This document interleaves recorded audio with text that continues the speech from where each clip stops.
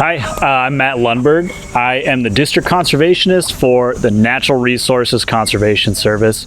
I work in Farmington, Minnesota, and I cover Dakota County, Washington County, and Ramsey County. So I work with a very wide, diverse group of people, which helps me to understand all the different needs a little better of the people I work with. I think one of the things that is working really well in urban agriculture is there's a lot of interest, and it feels kind of like it's a growing movement, especially among just neighbors and residents of people. I just have some things that I'm growing, and people like to stop by and ask me about them on my front step when I'm tending to things or harvesting. So I like to tell them just about what I'm doing, and sometimes they'll say, "Oh, maybe I could do that too," or maybe I should go get involved with the garden down the street. And I think it does feel like there's a really big movement. Something I want to see in the future for urban agriculture is a really well streamlined process for someone to come in and ask questions, whether they're at the county level or the state level or the federal level. Some people don't even know that my agency exists, which is fair enough because I haven't been as active in those spaces historically. But I think in the future, yeah, I'd like to see a more streamlined process and more connections, especially. I can speak from personal experience. I every time I am attending a field day or I'm at someone's farm, I always meet someone new who seems to be really active in urban agriculture or just food sovereignty in general. So always learning new things. What is something that you would like people to know about your agency? What do you offer people? I would like people to know that, first of all, that we exist. The Natural Resources Conservation Service provides technical and financial assistance to growers. So oftentimes we'll get questions about, I have 10 acres that I own, and I'd like to start growing my own food, or I'd like to invite people out to see how I'm utilizing this space. So other things that we offer, probably the most common one is like a high tunnel or a hoop house. And sometimes that's where you start, and sometimes it's better actually not to start there. Sometimes it's better to just understand what your goals are. Do you want to grow food for your community? Do you want to grow food for your household?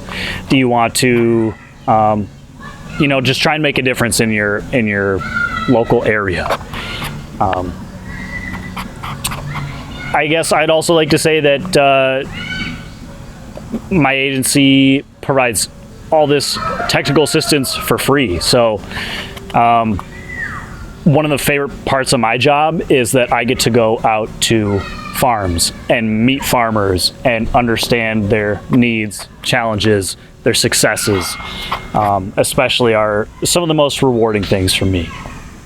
Anything else? I mean, one thing, if you have anything to say about soil, like I feel like one of the things, because I'm a geographer, full disclosure, and I feel like there's a lot of perceptions that urban soils are polluted, but compared to every other city that I've lived in, and there are like places you need to be careful, like around the arsenic spill and stuff, but like in general it strikes me that the metro area has remarkably good soils. Yeah.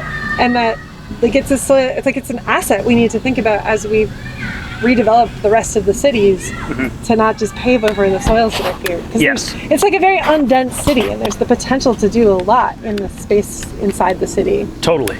Yes. I'll also just say about, urban soils are kind of a big deal. There's actually a really cool project going on right now, the Urban Soils Mapping Project, that's being led by the Jelinski Lab over at the University of Minnesota. Really great work that they're doing. And part of the thing to understand is that, contaminated soils in urban spaces do exist, but it's wrong to assume that all urban soils are contaminated. I think it's fair to understand the site history. So if your house is, a certain age and it has lead paint, probably don't want to grow right next to the house. Maybe get a little bit further away. As well as lead that was deposited from leaded gasoline, those concentrations tend to be higher through like the major highways and things like that. Doesn't mean that they're all lead contaminated or toxic. I'll also highly suggest get your soil tested. Even if you don't have any issues or concerns with it, soil tests are relatively inexpensive and they're not really hard to do. All you need is a shovel. And I think it's like $25 or something through some of the soil testing labs. And even if you don't understand what the numbers you're getting back mean, I do understand those, and a lot of other people understand those too. So we'd be happy to just talk through what your soil test means or what it means for you. If you want to add certain types of compost, I always recommend that people start their own compost, even if you're not necessarily using it for growing food. It's a great way to cut down on waste. So. Awesome. Yeah.